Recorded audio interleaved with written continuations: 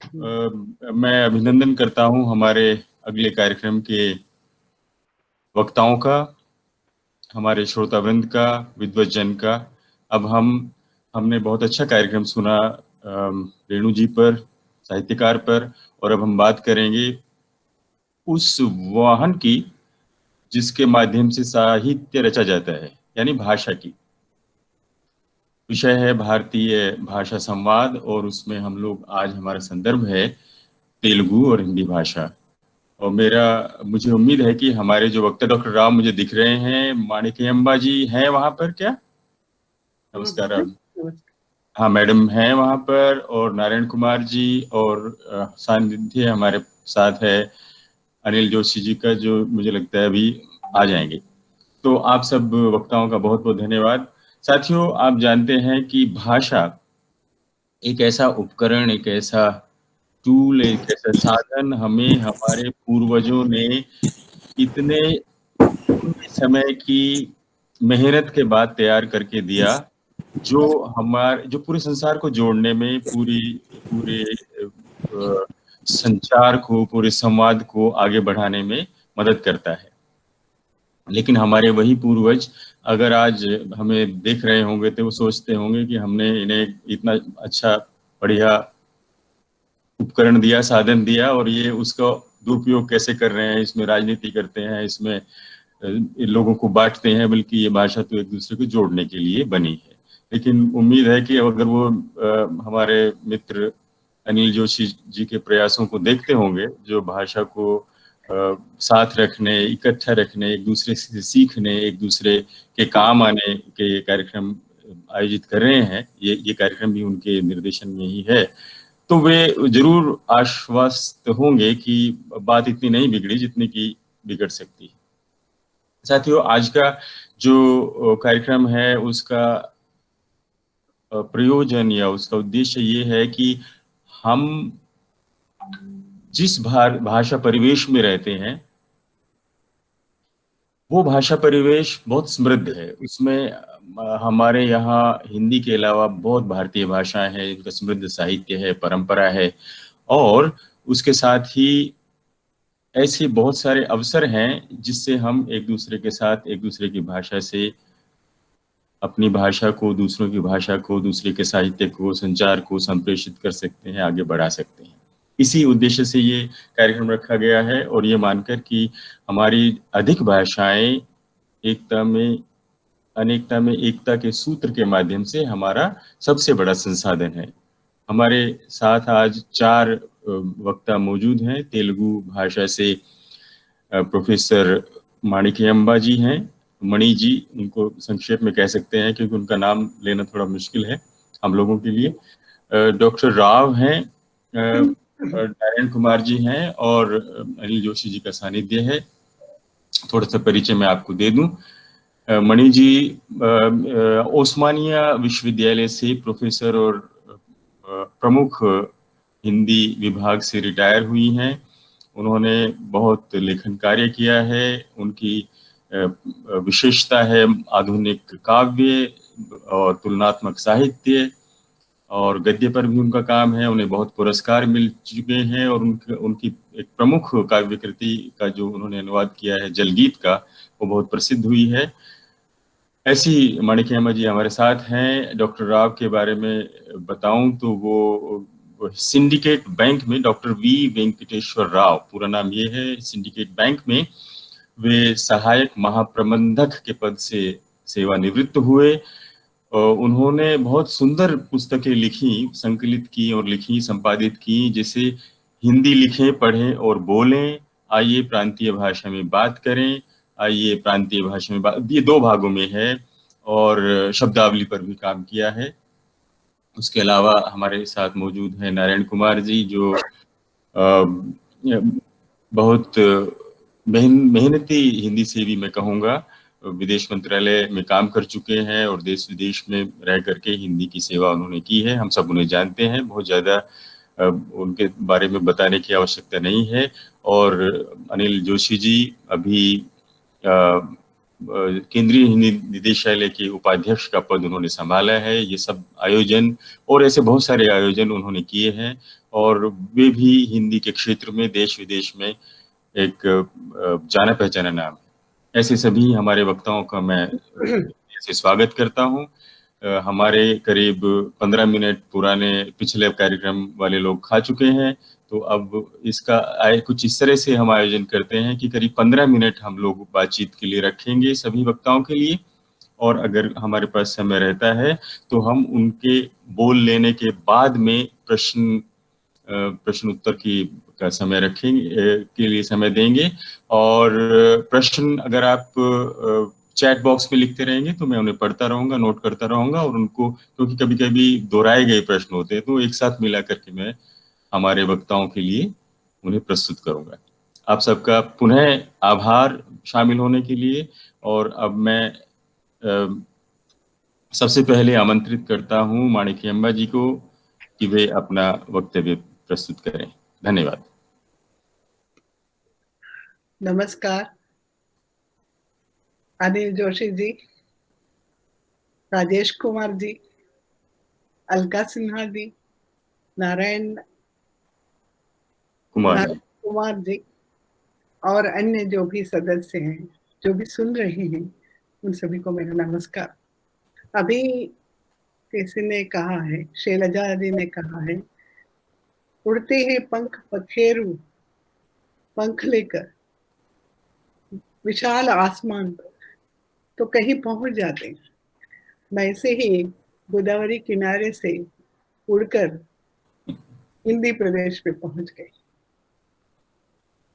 ये मेरा जन्म स्थान गोदावरी किनारा है, जहाँ तेलुगु बोली जाती है, और मैं हिंदी में आपके समक्ष हूँ। आप जैसे मैथिली की बात कर रहे थे, तो मुझे लगा कि फणीश्वरनाथ रेणु जी को हमने पढ़ा है, मैलांचल पढ़ा है। मैलांचल पढ़ते हुए हमें कितनी मुश्किल हुई है। मैथिली हमारी भाषा नहीं है, फिर भी हमने सीखा है, जाना है, और साहित्य को पढ़ते हुए बिटवीन लाइन्स भी होता है, उसको भी समझने की हमने कोशिश की है। आज उनके स्मृति संदर्भ में जो कहा गया है वो सुनकर मैं बहुत अभिभूत हुई हूँ। अलका जी का प्रस्तुतिकरण और उषा किरण का जी को सुनना, हम बहुत दूर दक्षिण में बैठे हुए लोगों को महान व्यक्तियों से मुलाकात नहीं होती है, सुनने का अवसर नहीं मिलता है। तो आप जैसे लोगों से मिलने का जो अवसर अनिल जी ने दिया है, उनको मैं धन्यवाद देती हूँ। ये तेलुगु और हिंदी इतना एक विशाल, दोनों इतनी विस्तृत, इतनी समृद्ध भाषाएं हैं, उनके बारे में बोलने के लिए गागर में सागर वाली ही बात करूंगी। बहुत संक्षेप में मैं कहूंगी। एक सबसे पहले भाषा के बारे में अगर जानना चाहते हैं तो एक आंध्र भाषा भी बोलते हैं इसको, तेलुगु भी बोलते हैं। आंध्र शब्द पहले जो है ऋग्वेद में ऐतरेय ब्राह्मण में मिलता है।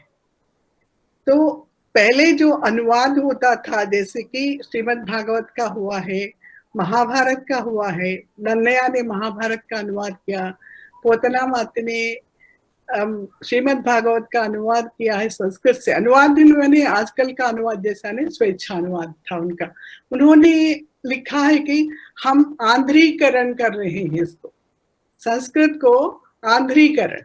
अब अनुवाद शब्द तब नहीं था, तो उन्होंने उस शब्द का प्रयोग किया है। तेलुगु जो है, तेलुगु शब्द इसलिए आया है कि 3 शिवलिंग है यहाँ, ज्योतिर्लिंग। एक तो श्रीशैलम है, जो बहुत सारे लोग जानते हैं, दूसरा कालेश्वरम है, तीसरा है द्राक्षाराम। आप देखिए ये शब्द संस्कृत से भरपूर है। द्राक्ष और आराम, आराम शब्द का हम तेलुगु भाषी बगीचे में लेते हैं। द्राक्षाराम पहले जो है द्राक्ष अंगूर के बगीचे रहे होंगे वहां, इसलिए उसको द्राक्षाराम कहा गया। वहां के जो शैव मंदिर है, शिव मंदिर है, बहुत पुराना माना जाता है। वहां के जो शिव है, शिव जी का लिंग है, उसको कहते हैं बड़े, बहुत बड़ा है, भीमेश्वर कहते हैं। भीमेश्वर उनका नाम है, और वहां पार्वती का नाम माणिक्यांबा है। अच्छा। मेरा नाम वो है। मेरे नाम का इतिहास ये है। अच्छा, ठीक है। तो बहुत कठिन लगता है, कुछ नहीं है, माणिक्य और अम्बा, हाँ, है, माणिक्यों से जड़ी हुई अम्बा है। मैं पूर्व गोदावरी जिले की हूँ, वहां एक द्राक्षाराम है, इसलिए मेरा नाम ये रखा गया है। तो ये त्रैलिंग त्रैलिंग प्रदेश कहते थे, तेलुगु हो गया। धीरे धीरे जैसे कि आप भाषा होती है वैसे ही, पहले तेलंग कुछ लोग लगाते थे, आपको याद होगा, कुछ रचनाकार हिंदी में जो लिखते थे ना, वो तेलंग भी लगाते थे। तो ये तेलुगु भाषा का थोड़ा सा मैं परिचय दे रही हूँ। इसके आगे इसी में मैं और एक बात है, इस भाषा को अंग्रेजों ने, पाश्चात्य विद्वानों ने इटालियन ऑफ द ईस्ट कहा गया। इसे मधुर भाषा इसे मानते हैं। हमारे प्रोफेसर थे, प्रोफेसर श्रीराम शर्मा जी, नाम सुना होगा नहीं सुना होगा पता नहीं। वो बोलते थे तेलुगु में कोई भी कवि बन सकता है, इतनी स्वराज भाषा है, वो अपने आप कविता बन जाती है। तो इस तरह मधुर भाषा मानी जाती है दक्षिण की भाषाओं में।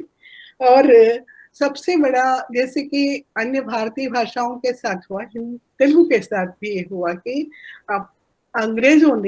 अंग्रेज जो अफसर आते थे, उन्होंने तेलुगु के बारे में बहुत काम किया है। उनमें सबसे महत्वपूर्ण है ब्राउन।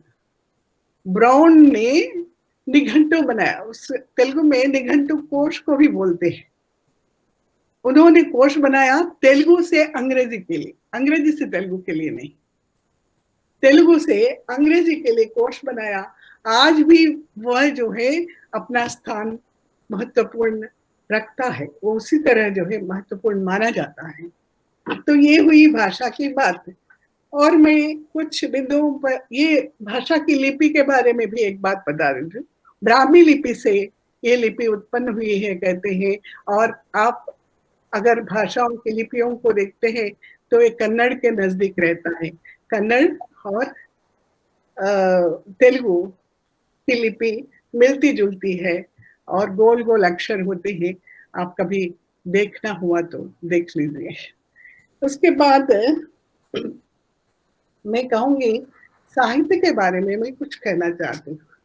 जैसे तेलुगु साहित्य का प्रारंभ जो भी हुआ है वो महाभारत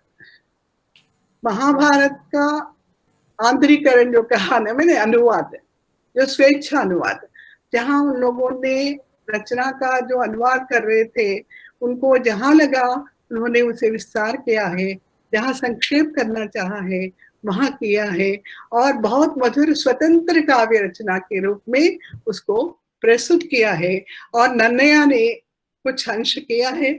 उसके बाद तिक्कना, माने कई कई वर्ष, कई शताब्दी भी लग गए हैं पूरा होने में, क्योंकि महाभारत, व्यास महाभारत बहुत विस्तृत है। उसको 3 लोगों ने पूरा किया है। मगर 11वीं शताब्दी में पहली बार नन्नया ने, जो जहां मेरा जन्म हुआ है, राजमहेंद्री, राजराज नरेंद्र जो वहां का राजा था, उसके दरबार के कवि थे, इनको उन्होंने ये काम सौंपा, उन्होंने प्रारंभ किया है उसका। तो उसके बाद ये हुआ है। उसके बाद महत्वपूर्ण है श्रीमद् भागवत। श्रीमद् भागवत का आंध्रीकरण, अनुवाद जो पोतना ने किया है। पोतना अमात्य भी थे, वो बहुत बड़े पोतना जो है किसान थे, किसान थे, और बहुत ही सरल व्यक्तित्व वाले थे। और उस समय आपको आश्चर्य होगा, पोतना का जो रामायण है, पोतना का श्रीमद् भागवत है, वह जो है काकतीय साम्राज्य में हुआ है। ये जो मैं बोल रही थी गोदावरी जिले में, जिसे हम आज आंध्र, तेलंगाना और रायलसीमा बोलते हैं ना, आप लोगों ने मोटे तौर पर सुना होगा, ये तेलंगाना प्रांत में आता है। वरंगल, ओरुगल्लू बोलते थे पहले। वहां जो है उन्होंने श्रीमद् भागवत का अनुवाद किया है, और उन्होंने भागवत का, संपूर्ण भागवत का विस्तार के साथ अनुवाद किया। अनुवाद वही स्वेच्छा अनुवाद है। उन्होंने पूरे अवतारों के बारे में विस्तार से वर्णन किया है और बहुत मधुर कोमलकांत पदावली, ऐसा कोई तेलुगु भाषी हमारी पीढ़ी में आज नहीं बोल सकती हूँ, हमारे बाद की पीढ़ी भी है, 10-15 साल पहले तक की जो पीढ़ी है उसमें कोई ऐसा नहीं होगा जिसको भागवत का एक पद्य भी ना आता। इतना इतना प्रसिद्ध, इतना मधुर, इतनी भाषा की दृष्टि से, इतनी और वर्णन की दृष्टि से। और आपको ये भी आश्चर्य होगा, पोतना भी सूरदास से थोड़े पहले थे। और उससे महत्वपूर्ण और एक बात है, उसी पोतना ने वरंगल से ये जो समन्वय की भावना है, भक्ति की भावना में समन्वय, वो जो है वो शैव प्रांत रहा है तब तक वो, तो उसमें विष्णु की कथा को कहकर उन्होंने आगे बढ़ाया। और एक महत्वपूर्ण बात मैं ये बताना चाहती हूँ कि जब महाभारत की रचना वहां हो रही थी पूर्व गोदावरी जिले में, तो वरंगल में बसव पुराण लिखा गया है पालपुरी की सोमनाथ ने, जो उस समय वहां जैन धर्म का बहुत बोलबाला था, उसको समाप्त कर वो शैव धर्म की प्रतिष्ठा करना चाहते थे। जो बसव है उन्होंने किया है, उन्हीं के चरित्र को किया है। और ये चरित्र बसव पुराण, ये पुराण पौराणिक जो काव्यशास्त्र पुराने जमाने के पुराण जैसे रहते वैसा न होकर जैन पुराणों के अनुरूप, जैन पुराणों के समान इस पुराण को लिखा गया है। तो ये कुछ बातें हैं जो महत्वपूर्ण मैं बताना चाहती थी। और एक कृष्ण काव्य के संदर्भ में मैं बताना चाहती हूँ कि दक्षिण में, जैसा आप जानते हैं, वल्लभाचार्य गए थे, तभी कृष्ण काव्य के जो प्रेरणा स्रोत रहे हैं वल्लभाचार्य। और उनसे पहले, जैसे वल्लभाचार्य से पहले दक्षिण में क्या नाम है, बिल्वमंगल। आप संस्कृत मैंने देखा है, सूरदास संदर्भ में जो कुछ रचनाएं मैंने पढ़ी है, विस्तार से व्याख्या पढ़ा है, लेख पढ़े हैं, उनमें कहीं बिल्वमंगल का नाम आया था, मगर कोई विस्तार से वहां मुझे नहीं मिला है। मगर बिल्वमंगल जो है तेलुगु प्रांत में लीला शुक के नाम से भी जाने जाते हैं। वो पहले जो है रसिक थे, फिर उसके बाद महान भक्त बन गए हैं। उन्होंने कृष्ण कर्णामृत की रचना की है। ये 11वीं शताब्दी का है, वो जयदेव से भी पहले और अन्नमाचार्य से भी पहले और सूरदास से पहले तो है ही। उसमें उन्होंने बिल्कुल, आप अक्सर सुनते हैं, कस्तूरी तिलकम ललाट फलके पक्षस्थले कौस्तुभम नासाग्रे नवमोक्तिकम करतले वेणुम करे कंकणम सर्वांगे हरिचंदनं च कलेन कंठे च मुक्तावली गोपस्त्री परिवेष्टितो विजेते गोपाल चूड़ामणि। ये जो है ये लीला शुक का है, ये बिल्वमंगल का है, श्री कृष्ण कर्णामृत का है। और एक महत्वपूर्ण बात है कि ये जो बिल्वमंगल लीलाशुक है वो शैव थे। उन्होंने कहा, शैवाह वयम न खलु चिंतनीयम, हम जो है शैव हैं, फिर भी चिंता की कोई बात नहीं है, क्योंकि हम जो है श्री कृष्ण को अपने चित्त में स्थापित किए हुए हैं। तो शैव धर्म का जहां बोलबाला था, वहां कृष्ण की लीलाओं का, बाल लीलाओं का, कृष्ण और यशोदा के जो मधुर जो वर्णन आपको सूरदास में मिलते हैं और हमारे अन्नमाचार्य में मिलते हैं, वो सब भी वहां आपको मिलते हैं। कहीं विस्तार से, मैंने तो कई लेख लिखे हैं, बाद में अगर छप गए तो देखेंगे उसको विस्तार से, मगर विस्तार नहीं है, अभी तो समय नहीं है। इसलिए उन्होंने बहुत महत्वपूर्ण, और एक वल्लभाचार्य जी के संदर्भ में है कि वल्लभाचार्य जी कृष्ण कर्णामृत से परिचित थे, इसमें कोई शंका ही नहीं, संदेह ही नहीं है। और एक महत्वपूर्ण बात है, तिरुमला तिरुपति में वो प्राचीन मंदिर है, जैसे कि आप लोग जानते हैं, वहां अन्नमाचार्य हुए हैं। अन्नमाचार्य जो बहुत बड़े भक्त, कवि, समन्वयशील, और ये भी 14वीं शताब्दी के समय के थे। उन्होंने एक तो वेंकटेश्वर जी के भक्त थे। वो वेंकटेश्वर जी के भक्त होते हुए उन्होंने वेंकटेश्वर में ब्रह्म को देखा, राम को देखा, कृष्ण को देखा, और अंत में मुकुट में वेंकटेश्वर की बात करते हैं। तो ये अलमेल जो मंगा है वो वेंकटेश्वर जी की रानी है, पत्नी है, महान, वहां तिरुपति में विराजमान है, पद्मावती कहते हैं उनको। तो वो उनके जो श्रृंगार के मधुर भक्ति के जो गीत हैं, पद हैं, वो पद तेलुगु साहित्य में बहुत गाए जाते हैं और बहुत सराहे जाते हैं, नृत्य किया जाता है उनके ऊपर, और इस तरह जो है प्रचार प्रसार में है। और एक महत्वपूर्ण बात, दक्षिण की जो कर्नाटक संगीत कहते हैं, उसमें जो गीत है, जो पद है, वो अधिकांश जो है तेलुगु भाषा में लिखे गए। जैसे अन्नमाचार्य है, त्यागराज है, श्याम शास्त्री है, मुत्तुस्वामी दीक्षितार है, इन लोगों ने तेलुगु में लिखा है। वो कर्नाटक संगीत कहा जाता है। ज्यादातर मद्रासी लोग, तमिल प्रांत के लोग गाते हैं। ये इसका एक तरह का सुंदर समन्वय आप उसमें देख सकते हैं। उसके बाद उनके जो अन्नमाचार्य जी हैं, उन्होंने तेलुगु में लिखा, जो काव्य भाषा है उसमें लिखा है। देशी कविता कहते हैं, माने लोक भाषा में लिखना, उसमें भी लिखा है, और संस्कृत में भी लिखा है। उनके पद संस्कृत में मिलते हैं। संस्कृत में आप देखेंगे तो आपको लगता है कि पहचानना मुश्किल हो जाता है जयदेव जी का किसका है। तो इस तरह जयदेव का प्रभाव रहा होगा। सकलम हे सखी जानामि, सकलम हे सखी जानामि, तत् प्रकट विलासम परमम रहस्य। सकलम हे सखी जानामि, तत् प्रकट विलासम परमम रहस्य।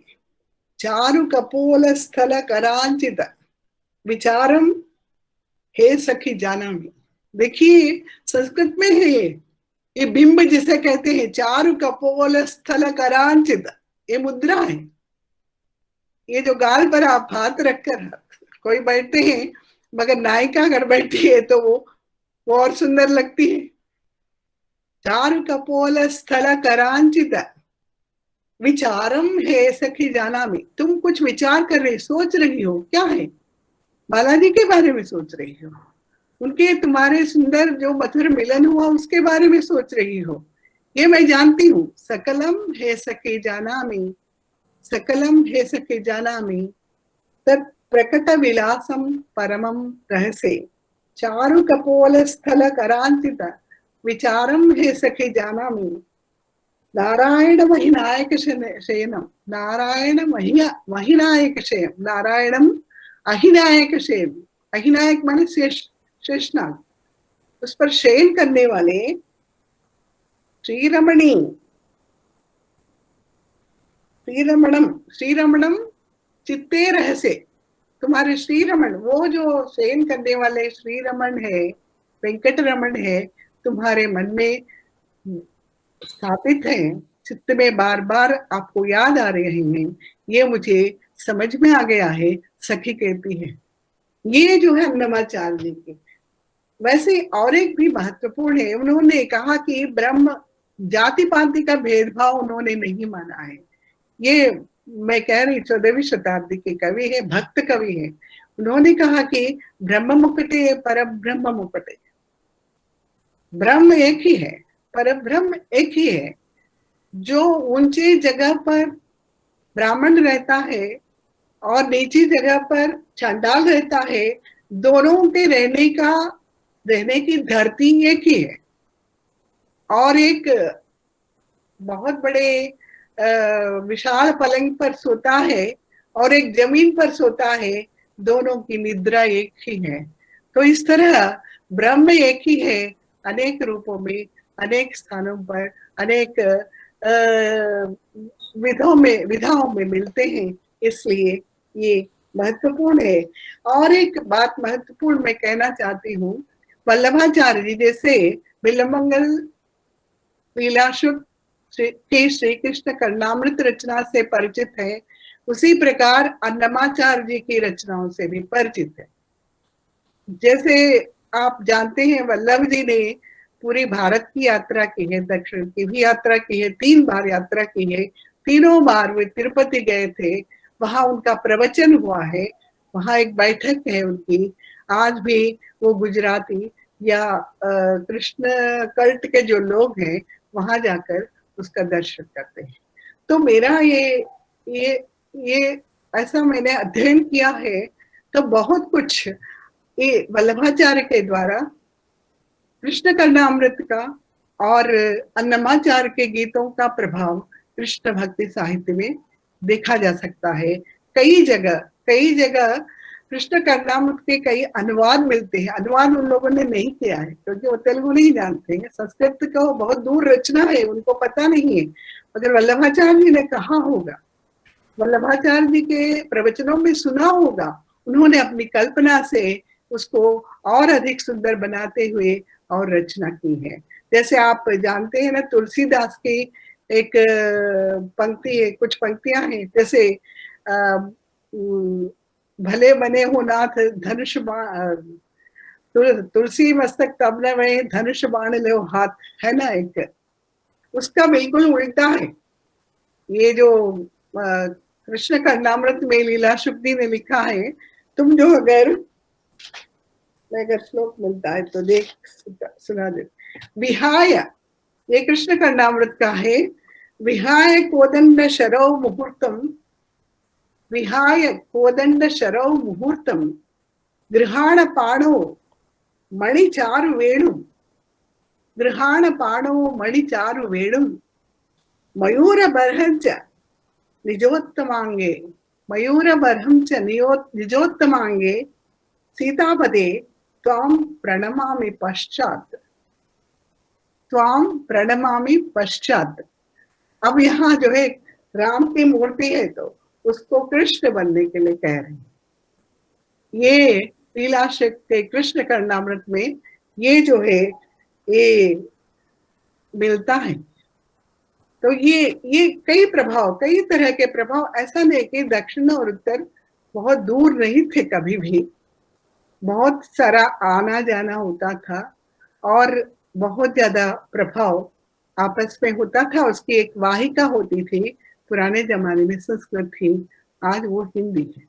और एक आधुनिक काल की बात करूं तो आधुनिक काल के तेलुगु साहित्य पर बांग्ला साहित्य पर का ज्यादा प्रभाव था। पहले जो है बांग्ला साहित्य का ज्यादा प्रभाव था। उसके बाद कहना चाहिए कि जैसे अभी आप रेणु जी की बात कर रहे थे, मुझे गुरजाड़ अप्पाराव जी की याद आ रही थी। गुरजाड़ अप्पाराव जी ने वो आंचलिक बोली में एक नाटक लिखा है, कन्या शुल्कम। कन्या शुल्कम वो नाटक आज भी जीवित नाटक है, आज भी मंचों पर खेली जाती है।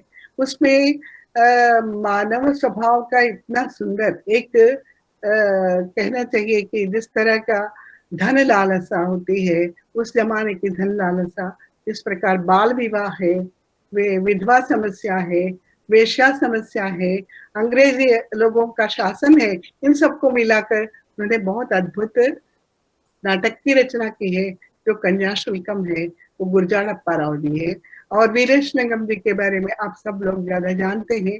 उन्होंने स्त्री जनोद्धार के लिए, विधवा विवाह के लिए जो काम किया है, आप जानते हैं उनकी रचनाएं, उनके प्रहसन, तिलकमर्त लक्ष्मी नरसिंह और वीरेश लिंगम जी के प्रहसन, आप भारतेंदु जी के प्रहसनों के साथ आप देख सकते हैं उस समय के समाज, वहाँ की अंधविश्वास वहाँ की कुरीतियां हैं, जो रूढ़ियां हैं, उन सब के बारे में जिस तरह से व्यंग्य से उन्होंने प्रहसन लिखे हैं, आपको समझ में आता। यहाँ जो है और एक महत्वपूर्ण बात मैं कहना चाहती हूँ, 1920-21 के दरमियान एक बहुत बड़े कथाकार हुए हैं गुडिपाटी वेंकटचलम। उन्होंने वाद माने उसमें आपको स्त्री के व्यक्तित्व के विकास की बात उनके उपन्यास में मिलता है। स्त्रीवाद का जो बाद में प्रचलित जो एक तरह का एक मुहर हो गया वो नहीं है। वैचारिक क्रांति स्त्रियों में किस प्रकार लाई जाती है, उन्होंने उपन्यासों के माध्यम से उसको प्रकाशित किया है, समझाया है, लिखा है। और एक इतनी महत्वपूर्ण बात यह है कि उस समय लड़कियों को उन उपन्यासों को पढ़ने नहीं दिया जाता था, क्योंकि वो क्रांतिकारी हो जाएंगे। वो स्त्रीवादी चेतना, वो वाद बाद में आया है, स्त्री चेतना जो है उनमें आ जाएगी, इस प्रकार उनके मन में था, परिवार के मन में, परिवारजनों में। इसलिए आप अंदाजा लगा सकते हैं कि वो कितने सफल और सशक्त रचनाकार थे होंगे। और एक छोटी सी बात मैं कहूंगी, भाषा सीखने की बात। मैं तेलुगु भाषी हूँ, मैंने हिंदी कैसे सीखी है, हिंदी कैसे सीखी है, अभी मैंने कहा ना, वो आसमान खुला था, उस पर पंख फैलाते हुए बहुत जगह जो है उड़ना मुश्किल भी हो गया था, तब भी हम उड़ने की जो प्रेरणा या संकल्प मन में थी उसको जाने नहीं दिया है। और मैं इसलिए बहुत बार जैसे आपकी टिप्पणियों में भी लिखती हूँ, जैसा हमने पढ़ा है वैसा पढ़ेंगे तो बहुत मुश्किल होगी, हिंदी सीखना बहुत मुश्किल है। ऐसा नहीं कि शब्द भंडार से कोई प्रॉब्लम नहीं, तेलुगु और हिंदी के शब्द भंडार में संस्कृत के बहुत सारे शब्द हैं। जैसे हम इतनी आसानी से जयशंकर प्रसाद, प्रेमचंद, मैथिली शरणगुप्त, सियाराम, जो भी माखनलाल चतुर्वेदी जी हो या फिर भगवती चरण वर्मा जी हो, किसी को भी हम पढ़ सकते हैं।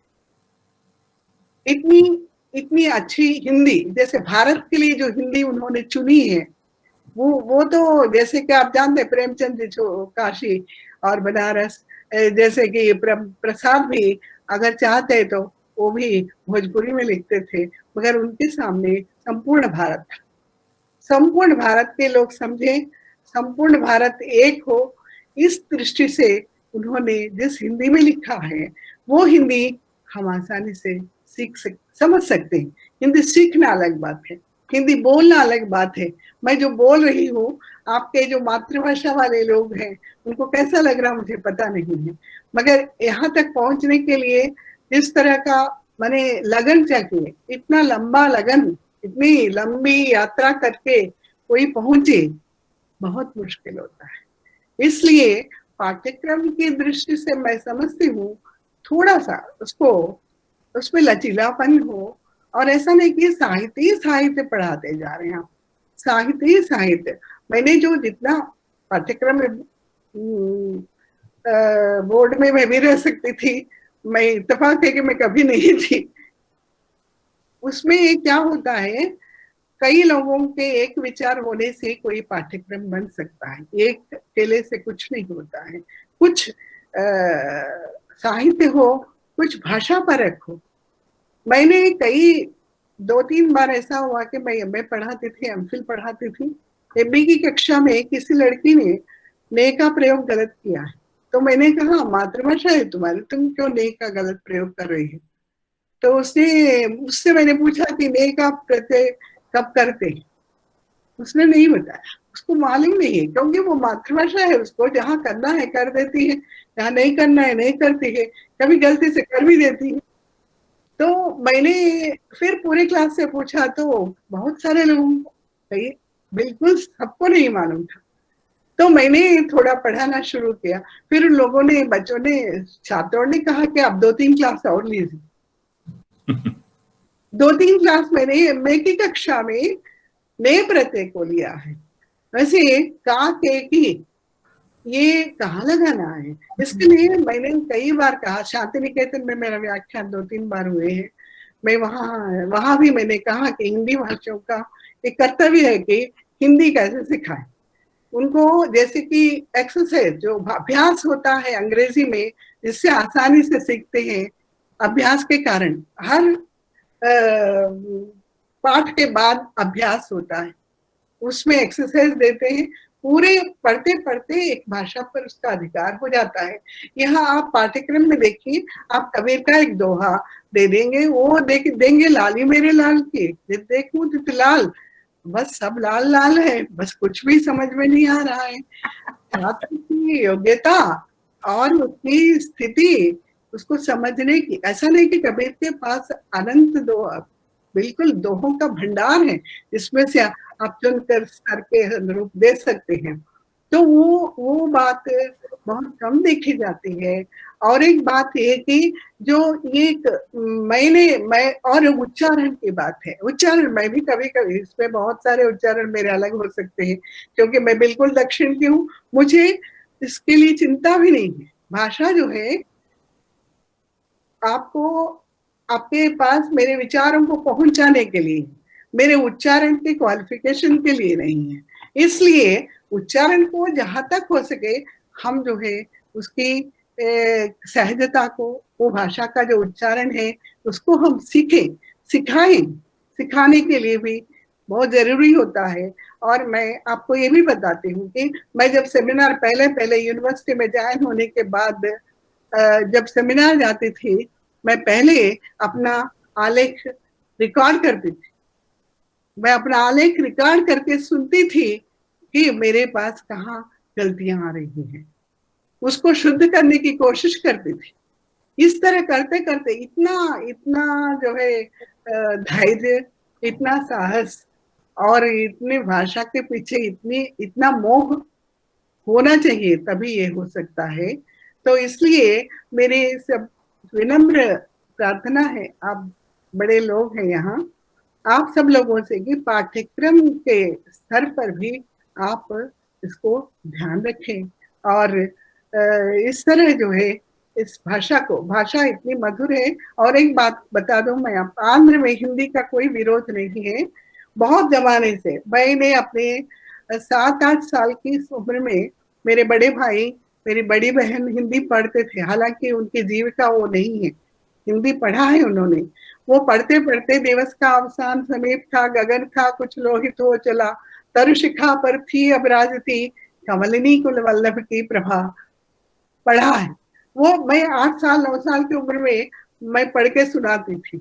उसके बाद जब निराला को पढ़ा तो इतना आनंद आया, संध्या सुंदरी धीरे धीरे परी सी उतर रही है, धीरे धीरे। वो जो छायावाद मेरा प्रिय विषय रहा है। महादेवी पर मैंने, महादेव के काव्य में बिंब विधान पर काम किया है। मैं महादेवी जी से मिली है, आज जो मैं बनी हूँ उन्हीं का आशीर्वाद है। उन्होंने इतना प्रोत्साहन दिया है, इतना ये किया है उस समय, तुम आगे बढ़ो, तुम बहुत आगे बढ़ सकती हो, जो उन्होंने कहा है उसके बाद मैं आगे बढ़ी हूँ। मुझे एक आत्मविश्वास आया है मुझ में, तो आगे आज आपके सामने हूँ। मैं, आपको ये प्रश्न हो तो बाद में बोलूंगी क्योंकि बहुत समय हो जा रहा है दूसरों को। आपका बहुत बहुत आभार, भंडार है कि मैं बोल सकती हूँ। आपका बहुत आभार माणिक्यम्मा जी। आपने प्राचीन साहित्य से लेकर आधुनिक साहित्य तक की जानकारी दी और बहुत सुंदर व्याख्या की। ये बात मैं भी कहना चाहता था, लेकिन मुझसे पहले ही शार्दुला जी ने कहा कि आप बहुत मधुर बोल रही हैं, बहुत मधुर स्वर में बात कर रही हैं। ऐसे बहुत सारी टिप्पणियां और लोगों ने भी की। अलका जी ने लिखा कि जितनी सुंदर व्याख्या आपके नाम की है, उतनी ही सुंदर आप हैं। तो इसकी समस्या ये हो गई कि किसी ने आपको सुना ही नहीं, वो देखते रहे और आपको आपके मीठी आवाज में खोते रहे, बस ऐसा रहा। लेकिन आपका बहुत बहुत सुंदर व्याख्यान रहा और आपने साहित्य से लेकर भाषा तक बात की। हमारा भी कोई, अभी तो अनिल जोशी जी भी सुन रहे हैं, हम उनको और जोर दे करके कहेंगे, देखिए हम जो अंग्रेजी बोलते हैं वो अंग्रेजी थोड़ी कहेगा कि तुम अंग्रेजी बोलते हो। अगर अब वो अपने हिसाब से कहेगा तो कहेगा तुम्हें तो कचरा कर दिया तुमने। तो हमारा ऐसे कोई इसमें आग्रह नहीं है। हम तो हैदराबादी हिंदी को इतनी इतनी मधुर लगती है, हम तो उसको सुनते ही रहना चाहते हैं। मैं बीच में आपको टोकने वाला था कि बस कीजिए, बहुत समय हो गया, लेकिन मेरी हिम्मत ही नहीं हुई, इतना मधुर आप मेरे पास से तो मौका मिला इतना सारा है, क्या करूं? और एक शायद ये शायद शैलजा जी ने लिखा कि आपने जो बोला है अभी, वो आज भी रिकॉर्ड किया था क्या पहले? नहीं नहीं, बिल्कुल नहीं। वो कह रहे हैं कि में एक समाप्ति कार्य पर विशेष व्याख्यान हुआ। अगर ये उपलब्ध हो, आप जो आज आपने बोला है, अगर आपने कहीं लिखा है लेख या तैयार कर सकती हैं, तो लोगों को रुचि है उसे प्राप्त करने में। ये ऐतिहासिक महत्व का आपका व्याख्यान हो गया, तो आपको इसके लिए बहुत बहुत बधाई।